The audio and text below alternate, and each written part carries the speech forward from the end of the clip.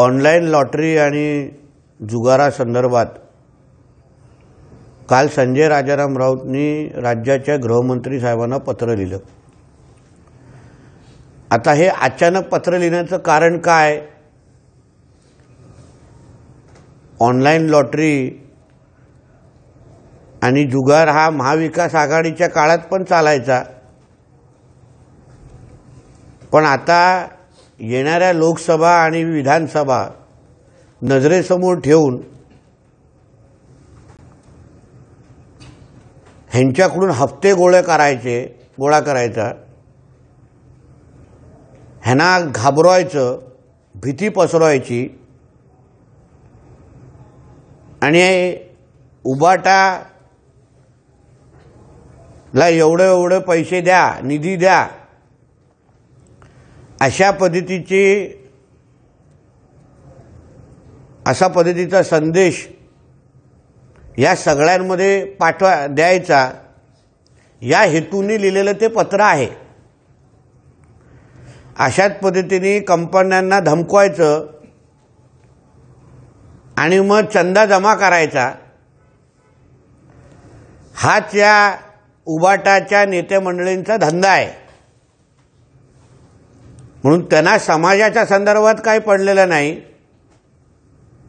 पण आज सत्ता नसल्यामुळे वसुलीचे सगळे दारे बंद झालेले आहेत आणि म्हणून ऑनलाईन लॉटरीच्या लोकांना अशा पद्धतीचं घाबरवायचं, भीती पसरवायची आणि मग त्यांच्याकडून पैसा गोळा करायचा, इलेक्शन फंड जमा करायचा, हाच सरळ स्पष्ट हेतू संजय राजाराम राऊतच्या त्या पत्रामागे दिसतोय। या संदर्भात कोणाला कुठून कसे फोन गेले आहेत याबद्दल लवकरच मी काही खुलासे करणार आहे, जेणेकरून पत्र लिहिणाऱ्याचे मुख्य हेतू गृहमंत्र्यांना हे लवकरच बाहेर येईल, एवढंच ह्या निमित्ताने सांगेन। ऑनलाईन जुगारवाल्यांकडून सरकारला दर महिन्याला हप्ते जात आहेत, गृहमंत्र्यांनी विचारलं तर मी त्याचे पुरावे देईन असं संजय राऊत म्हणाले। हप्ते सरकारकडे जात आहेत की संजय राजाराम राऊतला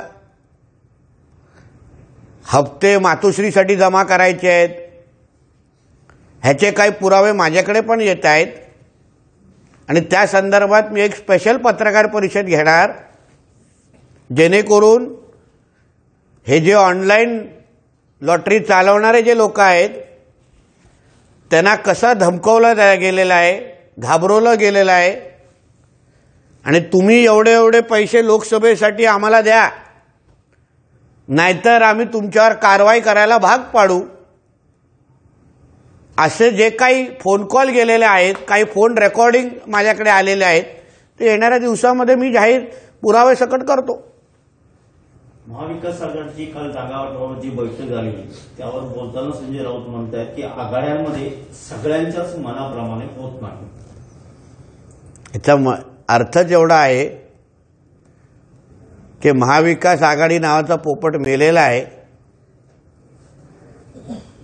आणि उबाटा हे महाविकास आघाडीमध्ये लढवेल का, हा आता लवकरच ह्याच्या बाबतीचा मुख्य पिक्चर जनतेसमोर येईल। सर, निवडणुकीच्या तोंडावर भाजप आणि शिंदे गट यांच्यामधली धुसफूस जी आहे ती वाढलेली आहे। रामदास कदम उघडपणे आरोप करतायत मोदी आणि शहानी स्थानिक महाराष्ट्रातील नेत्यांचे कान टोचावे असं ते म्हणतात। बघा, रामदास कदमजी हे महायुतीतले एक ज्येष्ठ नेते आहेत, त्यांना त्यांचे भावना व्यक्त करण्याचा अधिकार आहे।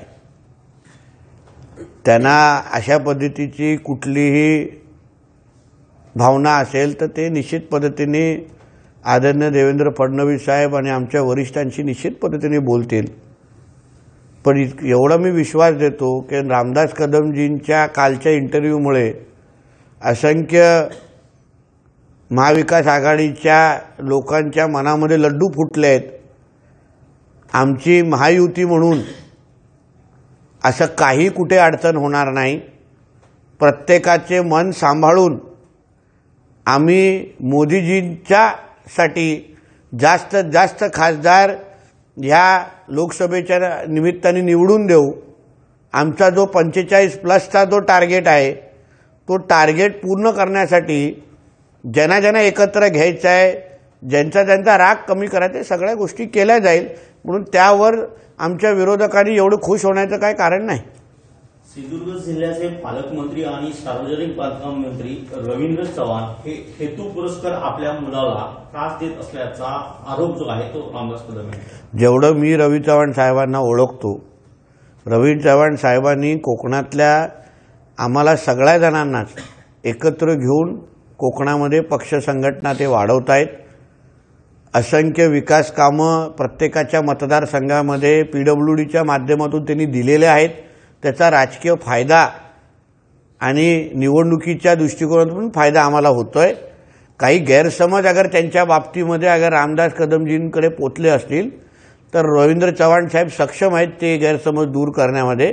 पण रवींद्र चव्हाणजी हे कोणालाही अडचण निर्माण करतायत असं रवींद्र चव्हाण त्यांच्या संदर्भात मी मानायला तयार नाही. गोव्याचे मुख्यमंत्री प्रमोद सावंत यांच्या दापोली दौऱ्यावर योगेश कदम नाराज आहेत. त्यांनी असे म्हटले, आमचेच कार्यकर्ते जर फोडायला लागले तर आम्हाला नाईलाजाने काही पावलं उचलावी लागतील असे.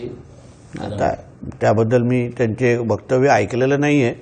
पण गोव्याचे मुख्यमंत्री हे भारतीय जनता पक्षाचे आहेत आणि म्हणून पक्ष संघटना आणि कार्यकर्त्यांमध्ये जोश निर्माण करण्याचं काम हे त्यांच्या दौऱ्याच्या निमित्ताने त्यांनी केलेलं. आणि उद्या अगर भारतीय जनता पक्षाचा कार्यकर्ता अगर जोशाने काम केलं तर त्याचा फायदा महायुतीलाच होणार आहे. म्हणून योगेश कदमजींचे काही मुद्दे असतील तर मला वाटतं की आमचे वरिष्ठ त्यांच्या मनातली शंका दूर करतील. नमो युवा संमेलनास परवानगी दिलीच कशी असा सवाल माजी गृहमंत्री अनिल देशमुख यांनी राज्यपालांना पत्र देऊन केलं आहे. म्हणजे कुणाला 2 हाताला काम मिळत असेल तर त्याची अडचण या महाविकास आघाडीच्या लोकांना होत असेल तर फार दुःख वाटतं. शेवटी वसुली तर करून तर नोकऱ्या मिळवत नाही आहेत ना. स्वतःच्या मेहनतीने अगर नोकऱ्या मिळवत असतील आणि त्याचा सरकारच्या माध्यमातून एवढ्या मोठ्या प्रमाणामध्ये अगर नोकऱ्या उपलब्ध होत असतील, बेरोजगारी दूर होत असतील तर मला वाटतं की सगळ्यांनी राजकारणाचे जोडे बाहेर ठेवून ह्याबद्दलची भूमिका मांडली पाहिजे. पंतप्रधान नरेंद्र मोदी आणि गृहमंत्री अमित शहांवर विश्वास ठेवून भाजपसोबत गेलो आहोत. त्यामुळे विश्वासघात करत केसाने गाळा कापण्याचे काम इथल्या स्थानिक भाजपने करू नये. तसंच असा इशारा देखील शिवसेनेचे रामदास कदम यांनी बोललो ना, त्याबद्दल स्पष्ट भूमिका केली आहे.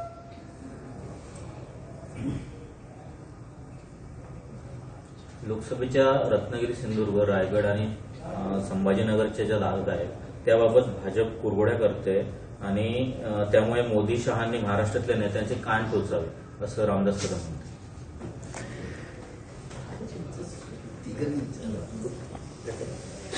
Same to you.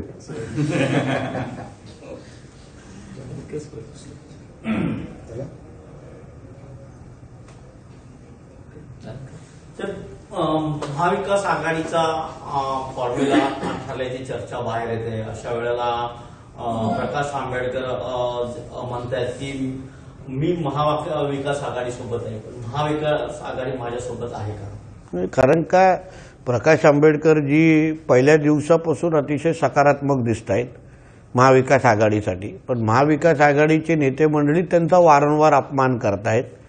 टेबलावर बोलायचं एक आणि बाहेर बोलायचं दुसरं, हे जे काय महाविकास आघाडीच्या लोकांची वृत्ती आहे त्याच्यामुळे मला ठाम विश्वास आहे की प्रकाश आंबेडकरजी याबद्दल लवकरच भूमिका घेतील.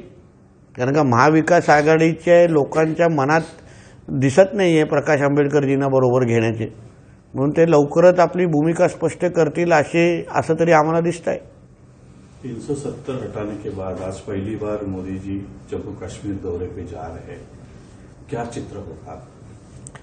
370 हटाने के बाद एक नया कश्मीर जो हमारे भारत देश का हक का कश्मीर है, वहाँ हमारे मोदी जी बड़े पैमाने पे अलग अलग डेवलपमेंट के कामों का उद्घाटन करने के लिए वहाँ जा रहे हैं.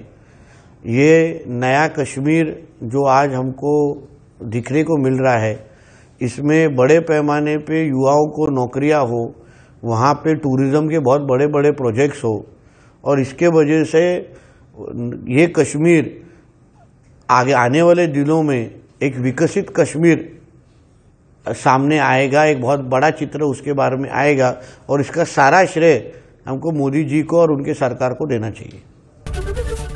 एबीपी माझा, उघडा डोळे बघा नीट।